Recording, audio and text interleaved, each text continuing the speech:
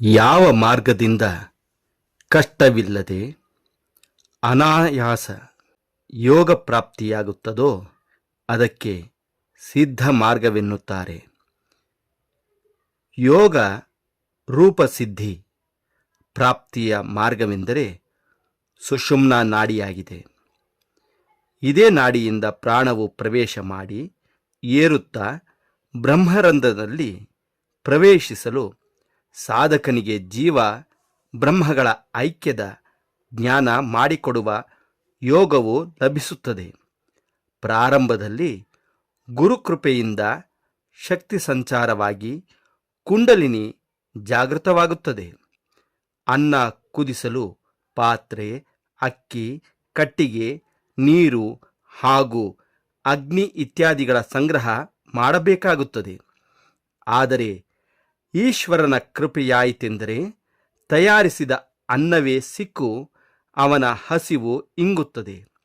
ಅದೇ ರೀತಿಯಿಂದ ಎಲ್ಲ ಯೋಗಗಳ ಮೂಲ ಸ್ಥಾನವಾದ ಕುಂಡಲಿನಿಯು ಜಾಗೃತವಾಗುವುದಕ್ಕೆ ಸಾಧಕನಿಗೆ ಯೋಗ ಶಾಸ್ತ್ರೋಕ್ತ ಆಸನಗಳಾಗಲಿ ಮುದ್ರಾ ಪ್ರಾಣಾಯಾಮಾದಿಗಳಾಗಲಿ ಅಥವಾ ಅಂಥ ಯಾವುದೇ ಅಸ್ವಾಭಾವಿಕವಾದ ರೀತಿಯಿಂದ ಅನುಷ್ಠಾನ ಮಾಡುವ ಅವಶ್ಯಕತೆ ಬೀಳುವುದಿಲ್ಲ.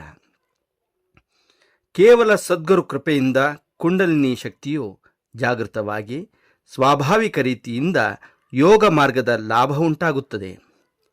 ಶ್ರೀ ಭಗವದ್ಗೀತೆಯಲ್ಲಿ ಹೇಳಿದ ಸಹಜ ಕರ್ಮವೆಂದರೆ ಇದೇ ಆಗಿದೆ. ಸ್ವಾಭಾವಿಕವಾಗಿ ಉಂಟಾಗುವುದರಿಂದ ಅದು ಸುಲಭವೂ ಆಗಿದೆ. ಯೋಗ ಮಾರ್ಗದಲ್ಲಿ 2 ಪ್ರಕಾರಗಳಿವೆ. ಒಂದು ಸ್ವಾಭಾವಿಕ, ಇನ್ನೊಂದು ಅಸ್ವಾಭಾವಿಕ. ಅಸ್ವಾಭಾವಿಕ ಉಪಾಯವು ಅತ್ಯಂತ ಕಷ್ಟಸಾಧ್ಯ ಹಾಗೂ ವಿಘ್ನಗಳಿಂದ ಕೂಡಿರುತ್ತದೆ.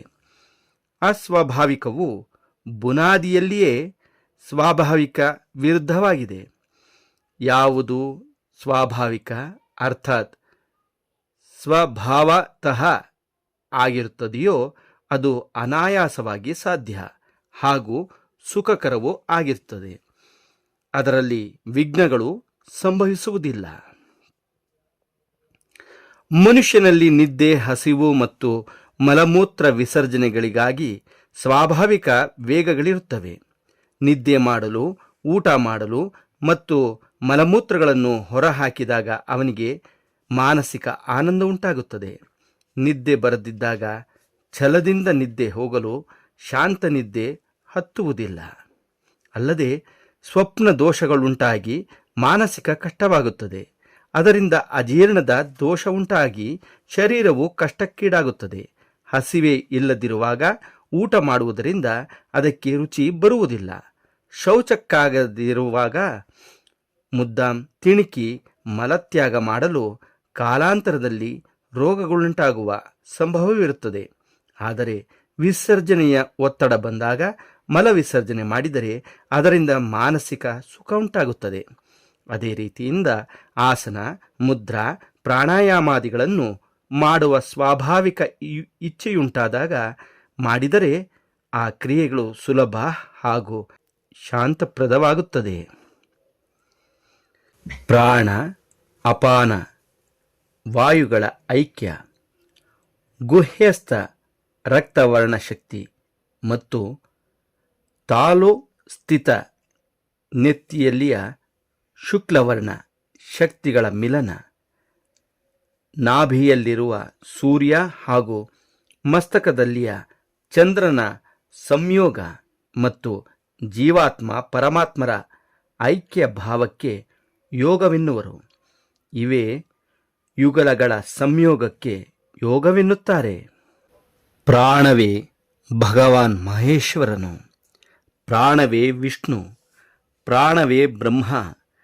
ಪ್ರಾಣದಿಂದಲೇ ಭೂರ್ಭುವಾದಿ ಲೋಕ ಸಮೂಹಗಳು ಧೃತ ಅಥವಾ ಸ್ಥಿರವಾಗಿದೆ.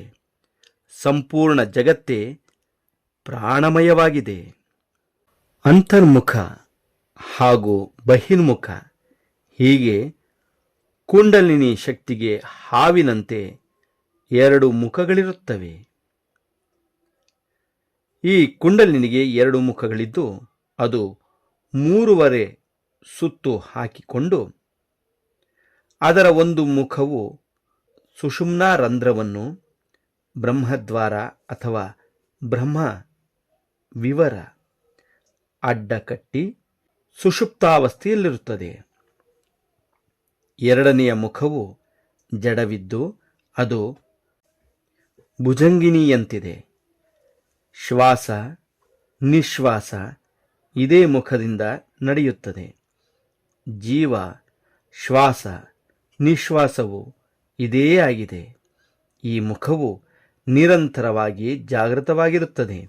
ಅಂತೆಯೇ ಪ್ರತಿಯೊಂದು ಜೀವಕ್ಕೆ ಹೊರಗಿನ ಜ್ಞಾನ ಹಾಗೂ ಸ್ವಂತದ ಚೈತನ್ಯ ಉತ್ತಮ ಪ್ರಕಾರದಲ್ಲಿರುತ್ತದೆ. ಇದೇ ಕಾರಣಕ್ಕಾಗಿ ಜೀವಕ್ಕೆ ಭಿನ್ನತ್ವದ ಬೋಧೆಯಾಗುತ್ತದೆ ಮತ್ತು ಏಕತ್ವದ ಬೋಧೆಯಾಗುವುದಿಲ್ಲ.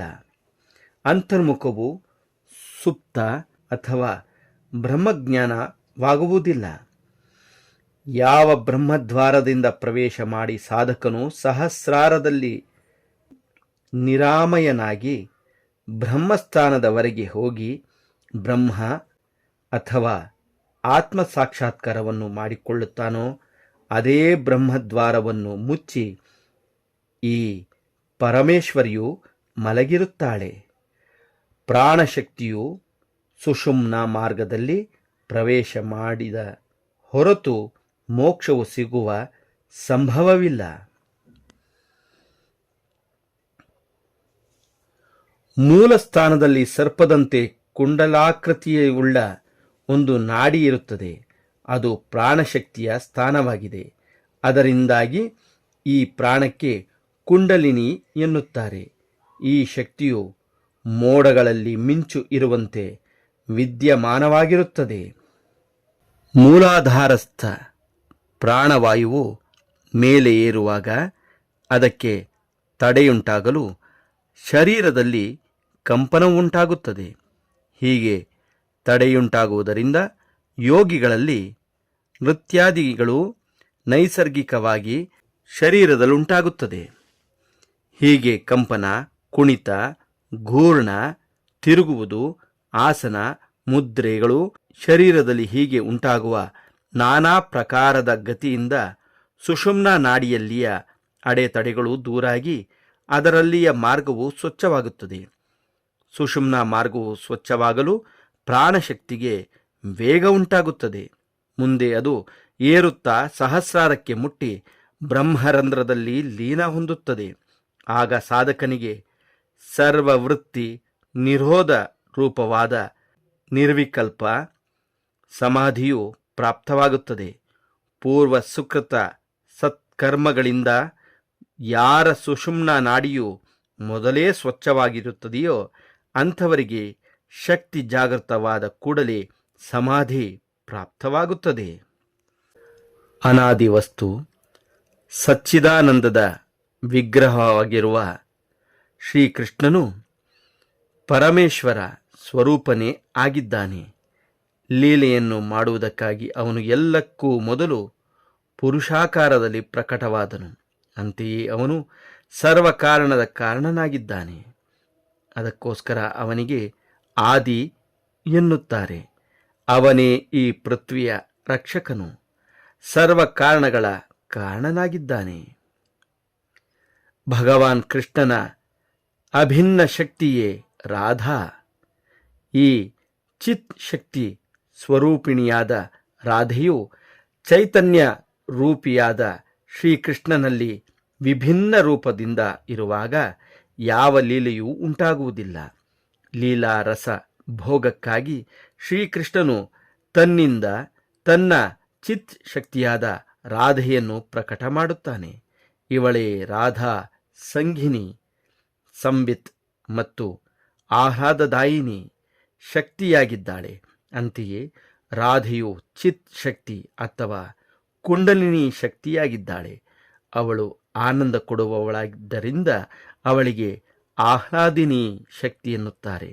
ಈ ಶಕ್ತಿಯು ಜಾಗೃತವಾಗದಿರಲು ಸಾಧಕನಿಗೆ ಆನಂದವಾದರೂ ಹೇಗೆ ದೊರಕೀತು? ಆನಂದ ಅಂಶದಿಂದ, ಆಹ್ಲಾದಿನಿ ಸತ್ ಅಂಶದಿಂದ ಸಂಗಿನಿ ಮತ್ತು ಚಿತ್ ಅಂಶದಿಂದ ಸಂಬಿತ್. ಸಂಗಿನಿಯ ಸಾರ ಅಂಶದ ಹೆಸರು ಶುದ್ಧ ಸತ್ವವಾಗಿದೆ. ಇದರಲ್ಲಿ ಈಶ್ವರನ ಸತ್ತೆಯು ವಿಶ್ರಾಮವನ್ನು ಹೊಂದಿರುತ್ತದೆ. ಆಹ್ಲಾದಿನಿಯ ಸಾರವೆಂದರೆ ಪ್ರೇಮ.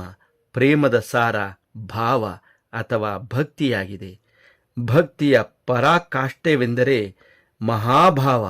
ಮಹಾಭಾವ ರೂಪಿಯಾದ ಶ್ರೀ ರಾಧೆಗೆ ಠಾಕೂರಾಣಿ ಎಂದು ಸಂಬೋಧಿಸುತ್ತಾರೆ. ಸರ್ವಗುಣಗಳ ಖಣಿಯಾದ ಶ್ರೀಕೃಷ್ಣನಿಗೆ ಕಾಂತ ಶಿರೋಮಣಿ ಎಂದಿದ್ದಾರೆ. ಅವನ ಸ್ವರೂಪಕ್ಕೆ ಪ್ರೇಮ ರಸಮಯವೆನ್ನಬಹುದು. ಅವನ ಶಕ್ತಿಯು ಅವನೊಂದಿಗೆ ಏಕರೂಪದಲ್ಲಿರುತ್ತದೆ. ಆರಾಧನೆ ಮಾಡಿದ ಮೇಲೆ ಶ್ರೀಕೃಷ್ಣನು ಇಚ್ಛಾಪೂರ್ತಿಯಾಗಿ ಮಾಡುತ್ತಾನೆ. ರಾಧೆಯು ಪೂರ್ಣ ಶಕ್ತಿಯಾಗಿದ್ದಾಳೆ. ಶ್ರೀಕೃಷ್ಣನು ಪೂರ್ಣ ಶಕ್ತಿಮಾನನಾಗಿದ್ದಾನೆ. ಅವರಿಬ್ಬರಲ್ಲಿ ಇನಿತೂ ಭಿನ್ನವಿಲ್ಲ. ಸಹಸ್ರಾರದಿಂದ ಧಾರಾಶಕ್ತಿಯು ನಿಮ್ನಾಭಿಮುಖ ಪ್ರವಾಹಿತವಾಗಿರುತ್ತದೆ. ಅದೇ ಶಕ್ತಿಯನ್ನು ಊರ್ಧ್ವಾವಸ್ಥೆಯಲ್ಲಿ ಅಂದರೆ ಊರ್ಧ್ವಮುಖಿ ಮೇಲಕ್ಕೆ ಊರ್ಧ್ವಮುಖಿಯಾಗಿ ಮಾಡಲು ಧಾರಾಶಕ್ತಿಯು ರಾಧಾರೂಪದಿಂದ ಸಹಸ್ರಾರದಲ್ಲಿ ಪರಮಾತ್ಮ ರೂಪಿಯಾದ ಶ್ರೀಕೃಷ್ಣನಲ್ಲಿ ಮಿಲನ ಹೊಂದಿ ಸಾಧಕನನ್ನು ಪರಮಾನಂದ ಅಧಿಕಾರಿಯನ್ನಾಗಿ ಮಾಡುತ್ತದೆ.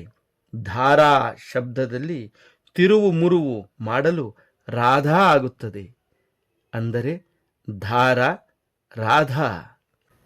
ನಮ್ಮ ಸರ್ವಶಕ್ತಿಯ ಕೇಂದ್ರ ಸ್ಥಾನವೆಂದರೆ ಸಹಸ್ರಾರವಾಗಿದೆ.